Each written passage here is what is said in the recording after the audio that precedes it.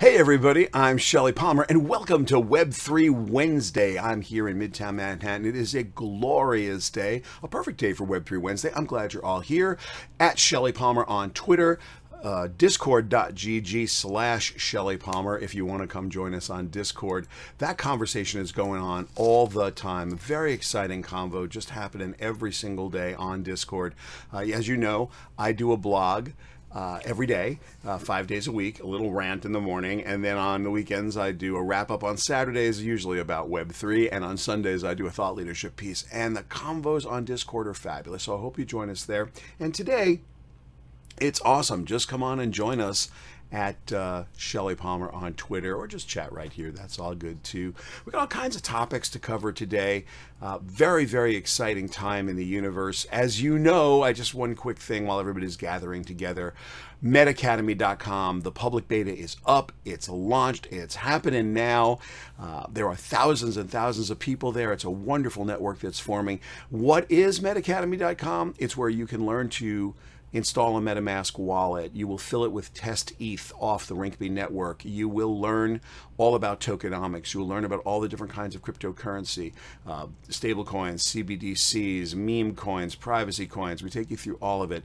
Then you'll get to mint your own NFT. You'll learn about the metadata. You'll learn to mint a generative NFT. You'll earn badges along the way, which can be redeemed for real world stuff. It is completely free, and probably most importantly, it is risk-free because we're using test currency for everything. So you have no risk of losing any money, and all you have to gain is the knowledge that you need to be inside the world of decentralized finance. I hope you join us there. A little bit too much of a sales pitch for this morning, but I want everyone to come and hang out at metacademy.com and tell your friends it is completely free. It will always be completely free, and it is completely free of charge. So what am I going to give you back today for having to listen to my crazy promo, which I made you listen to? Well, the crazy promo gets you a POAP. Today is June 8th, and this is the June 8th POAP. What is a POAP, you're asking me? A POAP is a proof of attendance protocol token. Those of you who have been with us the last few weeks know that if you go to shellypalmer.com/POAP, P-O-A-P, you will be able to put in your email and get a POAP token. You can also put in your public address from your digital wallet. If you happen to have a public address from MetaMask or another wallet, you can just put in that address and we will send you a POAP. It's not instant gratification. It doesn't happen immediately, but within a day you will receive an email with a link that is custom made for you that is attached to your wallet or your email address, and you'll get a proof of attendance token. If you collect 5 of them, and we're going to keep doing this every single week, if you collect 5 of them, that will entitle you to attend some of our salon dinners that are not open to the public. We do them at all kinds of events. We have one coming up this next week at NFT NYC.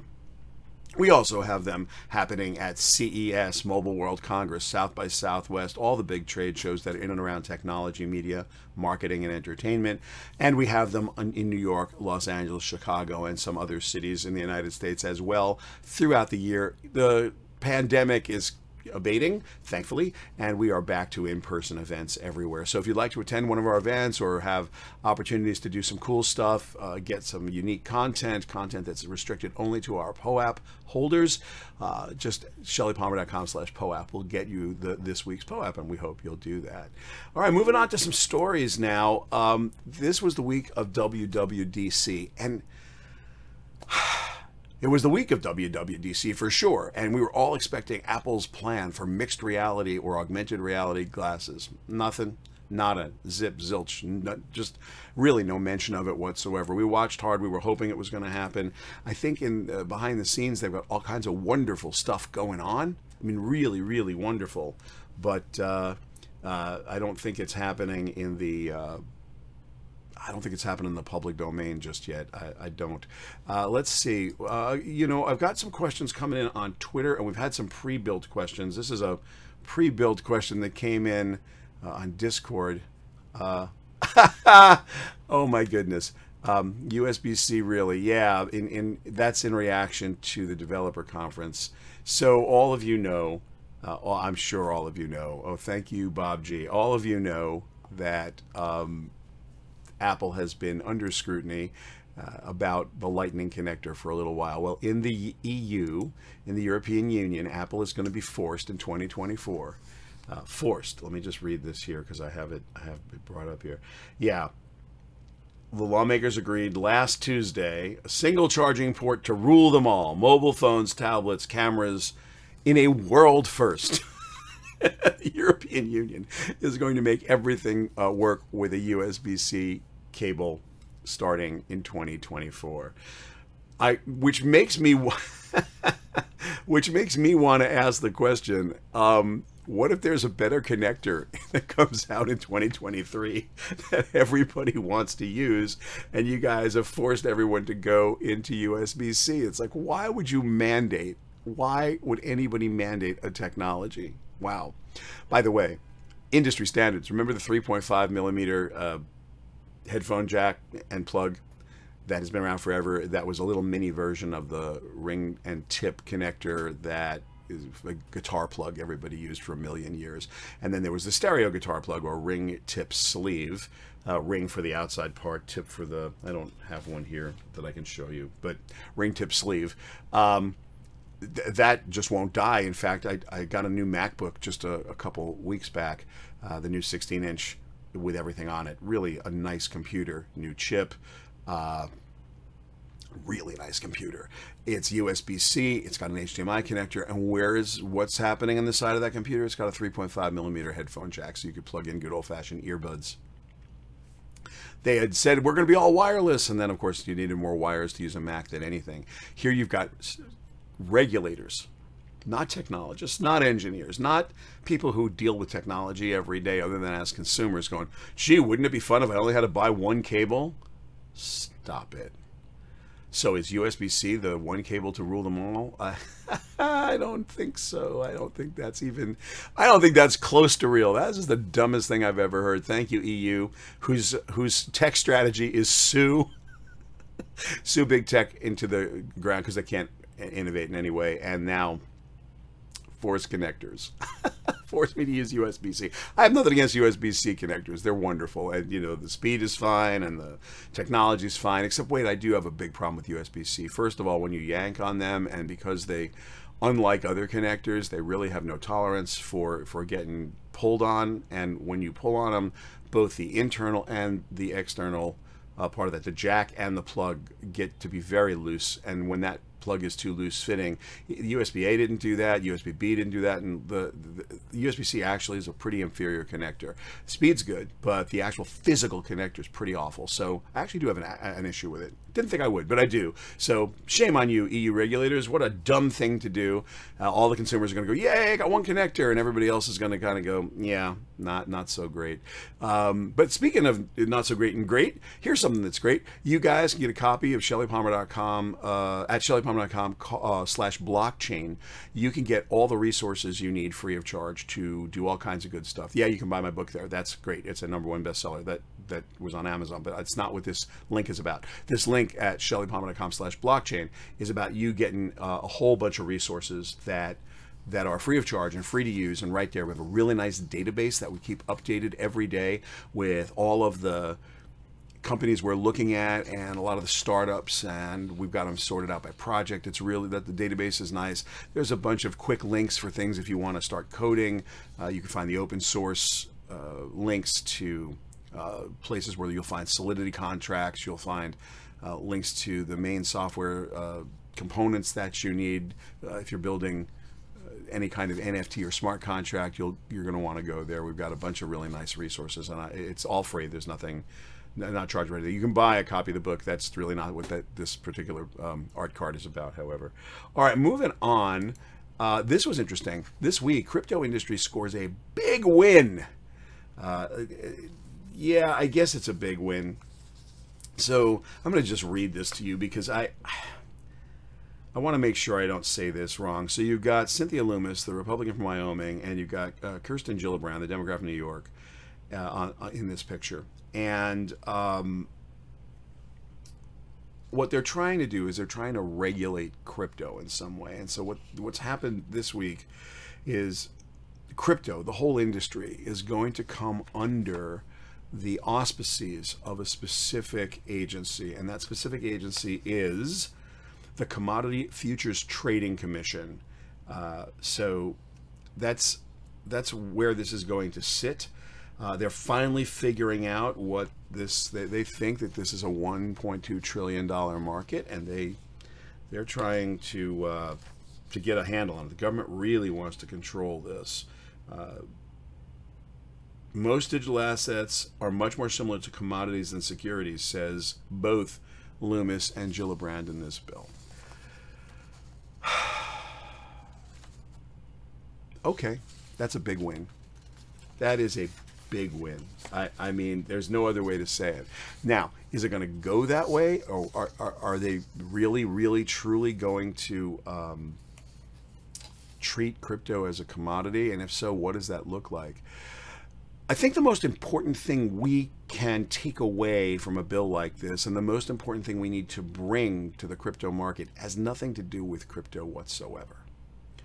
It has to do, I shouldn't say nothing to do with crypto, nothing to do with the way crypto is being thought about right now whatsoever, because it has a lot to do with crypto, just not about the way we think about it.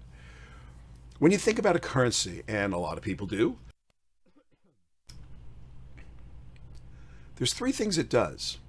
It's a method of account, it's a method of exchange, and it's a store of value.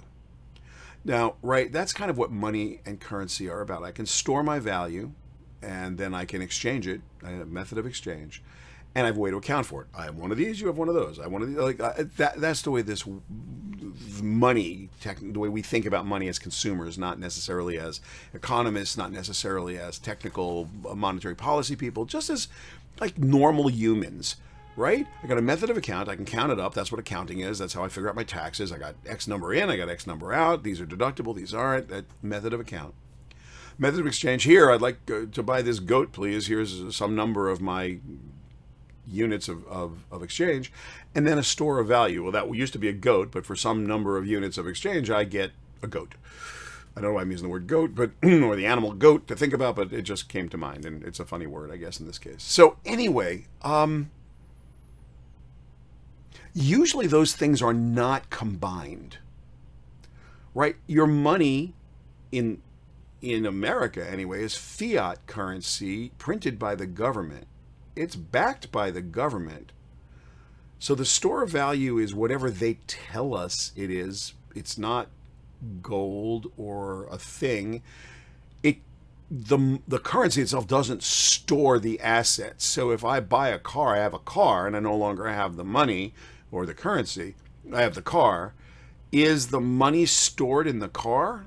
No, that's not the way it actually works. The method of account is just a method of account. But in the case of crypto, the method of account, the method of exchange, and the store of value are all in one thing. They're all in the coin or the token, all of it. The method of exchange, the method of account, and the store of value. So that's a different way to think about money from a consumer perspective, just a normal person perspective. It's much more subtle than that if you're an economist. It's certainly much more complicated if you're into monetary policy. But if you're just us and you're saying, I'm looking at DeFi into the future, I'm going into the future with DeFi, what is that going to feel like for me, and how am I going to do it? Those are the three things you got to think about. This bill, I don't know if it's paying homage to or it's actually going to help with this separation, or if it's going to, I'm sorry, is it going to look at crypto as if those things are separated, or does this bill, in its in the way it's written now, does it take into consideration the idea that this is a new thing?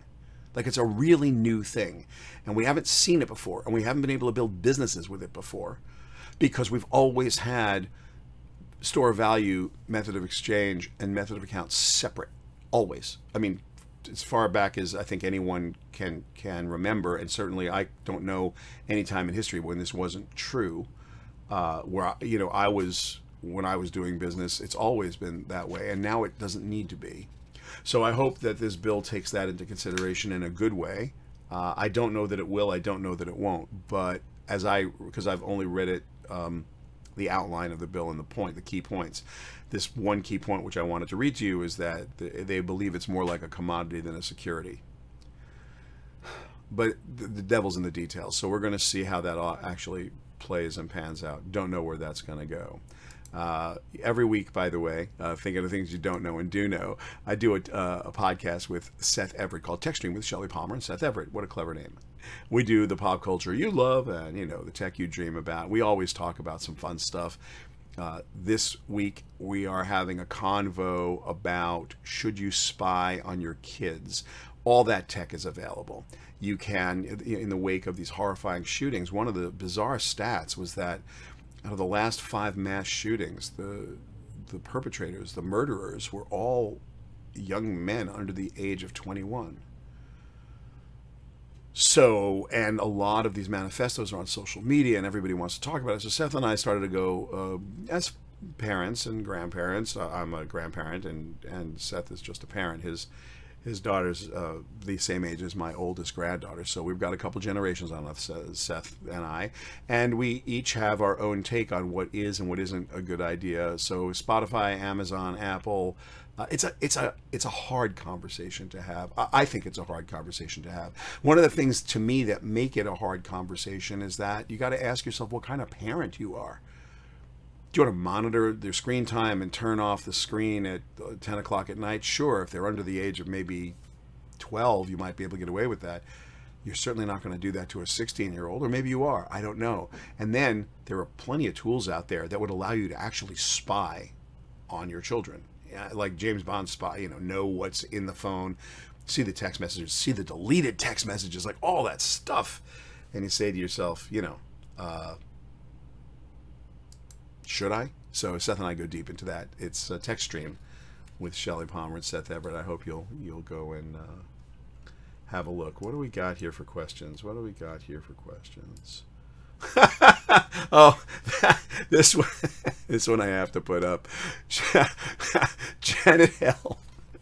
Why do you hate Elon so much? I don't hate Elon Musk. Stop that. I don't hate Elon Musk. That's a terrible thing to say. I don't hate anybody, and I especially don't hate Elon, and I don't tweet evil things about him. Oh, that's really sad. No, I don't do that. Here, let me get a picture of Elon up here.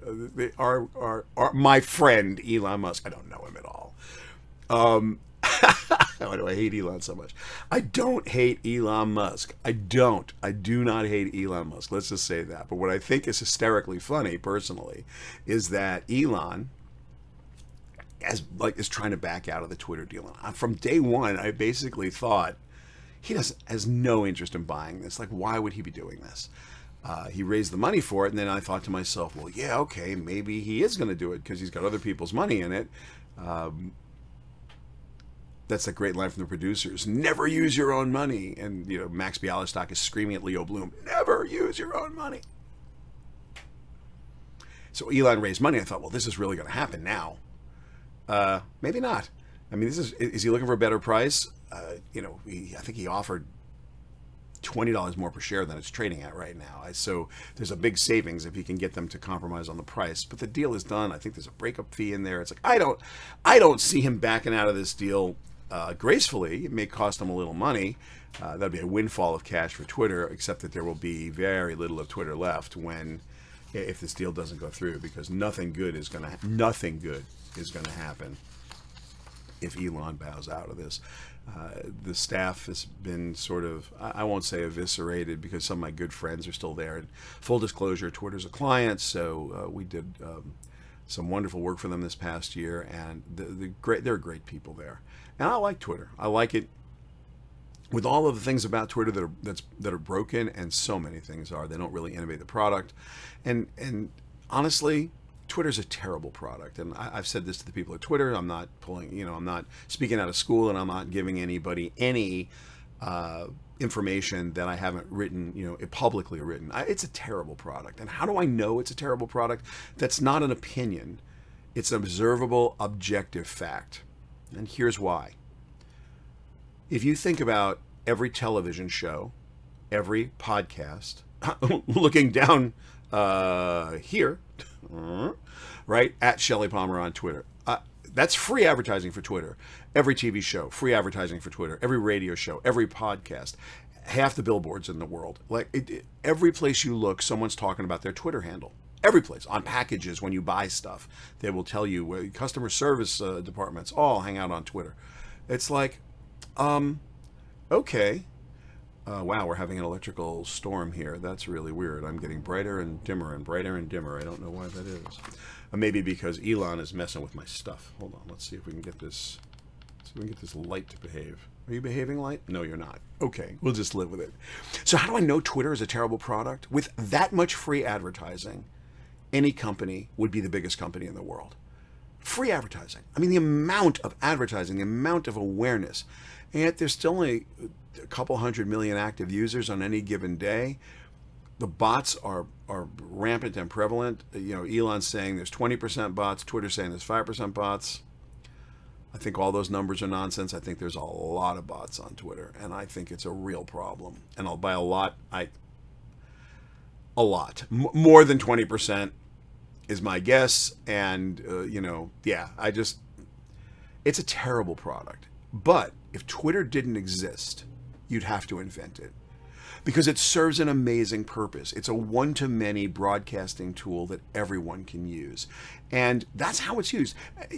If you were snack parent at your kid's soccer game, and you needed to gather all the other parents and say, okay, you bring the watermelon, you bring the cookies, you bring this, you bring that, would you use Twitter? No. You have a million other choices for text messaging and gathering people and doing that. If you were announcing that so-and-so won the game, would you use Twitter? Probably not. Like, there's not a lot of consumer use for Twitter by definition. Every tweet is out of context. You got to go back and figure out what the Twitter thread looks like, or what the tweet thread looks like. It's a pretty bad product, but it needs to exist because of its one-to-many capabilities. It fights so far above its weight, and I love the people at Twitter. I mean, they're like I said, good clients, good friends are there. I know people there for a very long time, and Elon is just doing some weird stuff to a company I really care about, to people I really care about. I don't know what the game is that he's playing. I don't hate Elon. Janet L. I do not hate Elon. I don't. So let's not go there.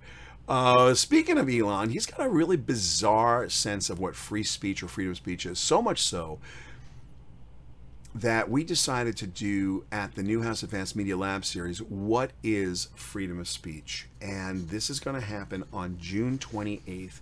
If you'd like to attend, there's a form at shellypalmer.com/Newhouse. It's a Newhouse Advanced Media Lab series. I'll leave that up for a second. So this is June 28th at 6:30 p.m. Eastern Time. We're going to have Marquise Francis, who is the senior national reporter at Yahoo News. We're going to have Mike Frickless, who's the chief legal officer and secretary at Advance Publications. Mike used to be at Viacom. Really, really good, smart guy who just knows the law inside out when it comes to free speech or freedom of speech. Gonna have David Hogg, my friend, who started, one of the co-founders of March for Our Lives. Is a remarkable young man who has been thrust into the spotlight against his will because of the Parkland shooting, and has just stood up and taken a stand about gun violence, and he's done an amazing job, and he's got his own opinions about freedom of speech. He's a big Twitter user, got over 1 million followers, and he has a point of view I think everyone's going to want to hear. And then Summer Lopez, who's the senior director of free expression programs at PEN America. I'm going to moderate this panel. It's on the 28th of June. You can come online, you can come in person. It'll be at the Fisher Center in Midtown Manhattan, but you can also attend online. It'll be on Zoom live, and of course we'll record it so it can be viewed after the fact. I'm very, very, very excited about this panel. You know, in brief, when you think about freedom of expression or the First Amendment, what you normally think about is that the government can't be the thought police. They're not going to put you in jail for what you think. But freedom of expression is not freedom of consequence, and you have to be responsible for your actions. And the question is how and what. Freedom of speech covers a wide range of interesting topics, right? You've got misinformation, alternative facts, gaslighting that seems to be very prevalent today, this bizarre conflation of news, punditry, opinion, and commentary. And I'm, probably guilty of it too, because I get called by news media all the time to come in and give my opinion about certain things. Is it expert opinion? Well, sometimes they think it is, sometimes they think it isn't. But at the end of the day, my my opinion is sought to comment on news. And it's entertaining, but it needs to be couched as entertainment. It shouldn't really be thought of as news. The news item is blank happened. The editorial part of that is blank happened and therefore this happened. So-and-so won the election. That's the fact. So-and-so won the election. After school programs are going to be cut. That's the editorial opinion. And then there's going to be some commentary. So-and-so won the election. After school programs are going to be cut. I don't believe that's true. Opinion person comes in, and now we've got an interesting fist fight that makes for great television, because we've got a conflict that's set up, and we're going to drive some ratings. The driving of ratings is the culprit here, and that's the outcome and the governance, right, that the media use. How do you make a living in the media? Well, you attract the largest audience. How do you attract the largest audience? You make a train wreck. People stop and rubberneck at train wrecks. They do not stop and rubbernecks at the country fair to look at the prize cow. They just don't. They go, oh, nice, prize cow. Oh, that's wonderful. Look, it's a very adorable cow. Oh, look, they're selling cookies. Wonderful stories, but not going to get anything. Oh, wow, someone killed the prize cow at the fair. And you show a picture of the crime scene. Nobody doesn't look. Everybody wants to know, well, what happened to the cow? That is the news media in a nutshell. That's the governance structure. And we're dealing with this idea of where is freedom of expression, where is misinformation, where do these land and lie? And the reason we're going to talk about it is the amplification. Twitter amplifies, Facebook amplifies in ways that we've never had before. And so we've got these amplified points of view and opinions that are conflated. Fact, commentary, editorial, and opinion, that are all sort of put together in this weird boiling pot and not properly distilled for the audience, all of which is in service of ratings. It's pretty awful. It's pretty awful. And yeah, it's pretty awful. Oh, here's an interesting, thank you for this. Talk about your article. That's why I'm here. Mel S. Well, Mel S., talk about your article 2022 equals 2000. That is the promo. Guilty. Absolutely guilty as charged. I did put that in the promo for today. So let me do that for you. Apologies. Absolute apologies. Yes. Does 2022 equal 2020? This is an article I wrote in my Sunday blog. You can go to shellypalmer.com and sign up for the blog, and it's there. And apologies, Mel. You're right. That is what I promote. I definitely promote that. I did. So yeah. The thesis of that article is really simplistic. I looked at 2020, and I'm sorry, 2022, and looked at 2000. Does 2022 equal 2000? Well, in 2000, the dot-com bubble burst. There was about $8 trillion worth of wealth that vaporized between, call it, March of 2000 and the end of the year. The NASDAQ went from, let me see if I can just get the right numbers. It was over 5,000 in March of 2000, and by January 2001, it was just under 2,300. And that, when you looked at all the startups and all the dot-coms that went away, that incredible bloodletting, about 8 trillion with a T, $8 trillion worth of, I guess, what you call paper wealth, went away, except it wasn't all paper wealth. Some of that was wealth, right? Some of that was people made, they took their life savings and put it in dot-coms. How interesting is it that you hear people in 2022 going, oh, I had all my money and look, the crypto markets are down so much. Bitcoin's at about 30,500 this morning. And so, you know, it was 65,000 a few months back, and that was at its high. It's been lower. It's been 27, 28,000 in the last 24 months. If you had your life savings in at 50 grand because you thought, wow, 50,000, it's going all the way to 100, and now it's at 30, that's a big hit. And people are wondering, you know, is there some analogy, some lesson to be learned, the dot-com bubble burst of 2000 versus the crypto bubble burst of 2022? Well, first of all, I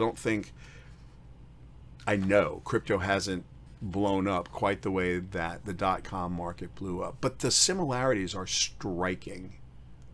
They're completely striking, and the thing about it that's striking is by January of 2001, if your startup had .com anywhere in the presentation, no one was going to talk to you.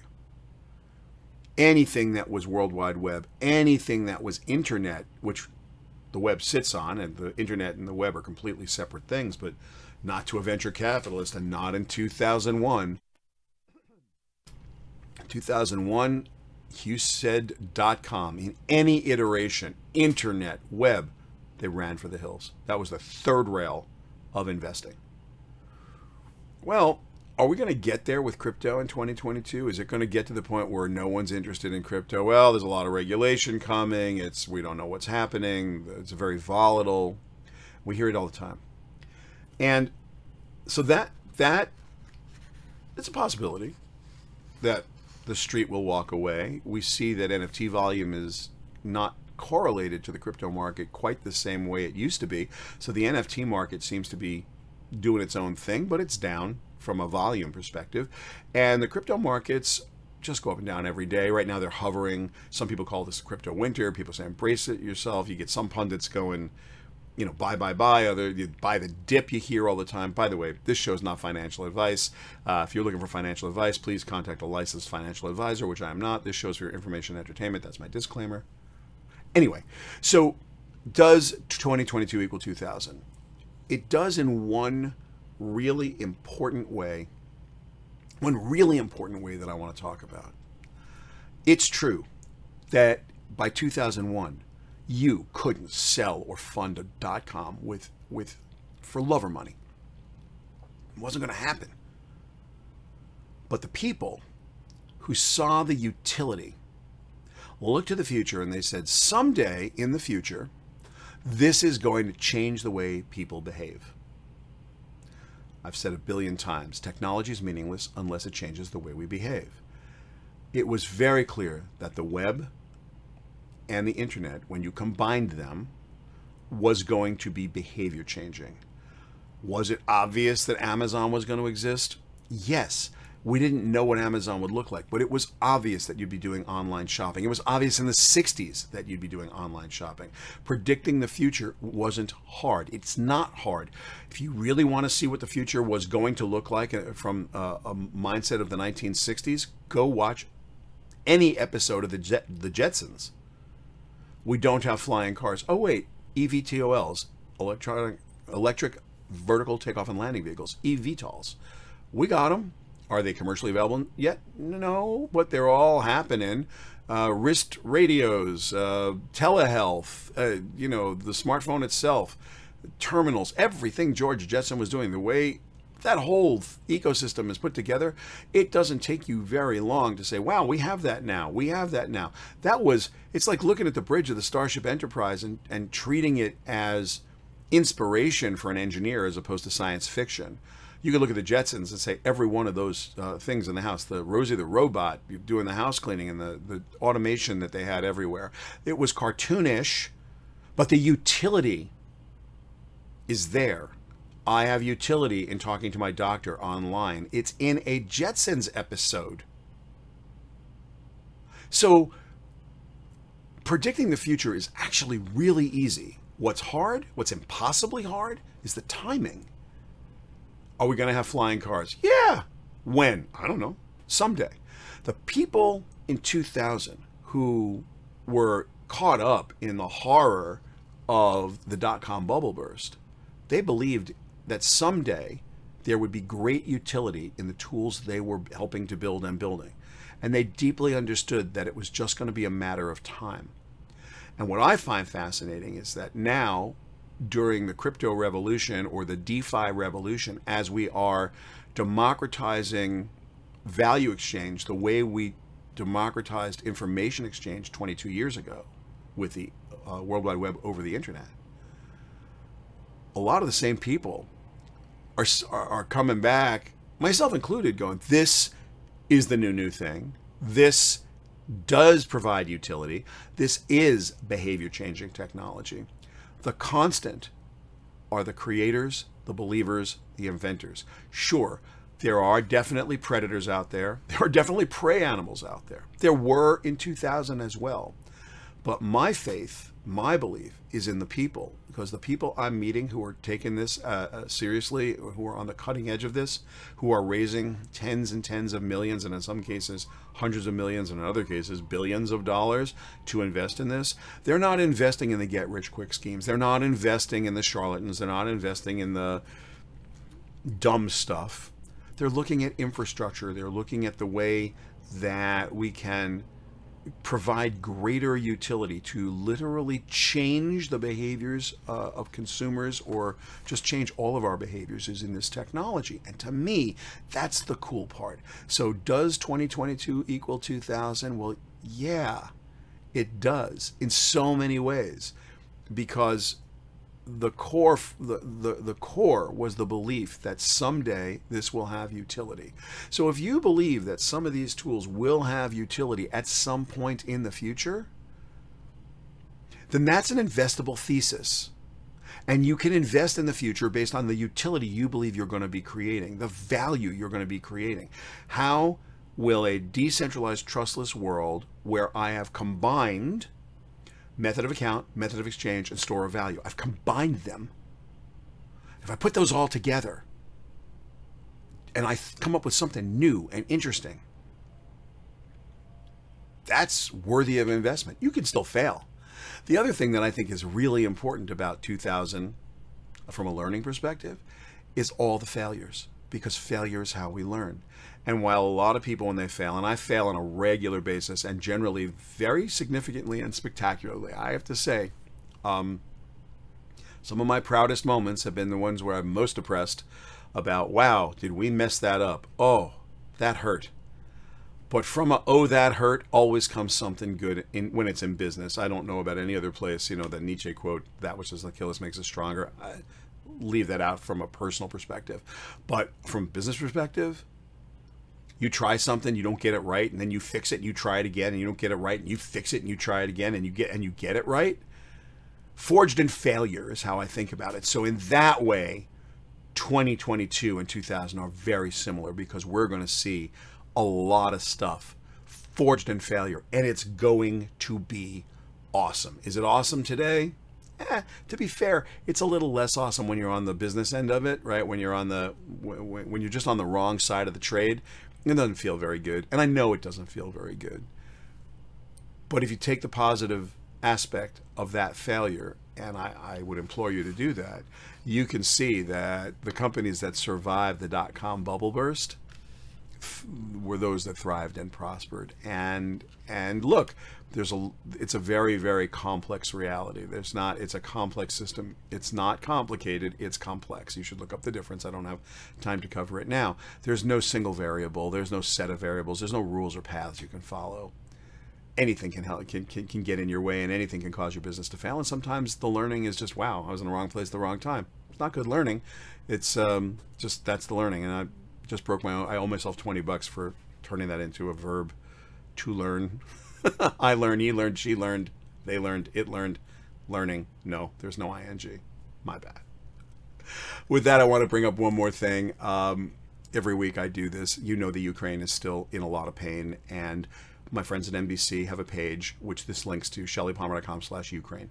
And there you will find vetted charities that you can donate to very safely. They have feet on the street. They have boots on the ground in and around the Ukraine, in Poland. They are helping refugees. They are helping people in need. They are helping people who are under attack. And it doesn't make the news every day because there's so much crazy stuff going on in our world. So I understand that. But I hope that you can find it in your heart. This is a very safe place, a very, very safe place for you to go and donate with no fear that it's not going to end up in the right place. With that, I want to thank you very, very much for being with me this week. I really treasure the time and that you spend, and I appreciate it. I know you're busy. I know, midday is hard for those on the East Coast, and I know it's crazy time zones in other places. So thank you, thank you, thank you. We'll be here next week. Don't forget, do not forget your POAP, shellypalmer.com/POAP. If you're looking for it, shellypalmer.com/POAP is where to get it. We'll send you your proof of attendance protocol token. I hope you'll go and do that. And I will just say thank you, thank you, thank you, and we'll see you next time.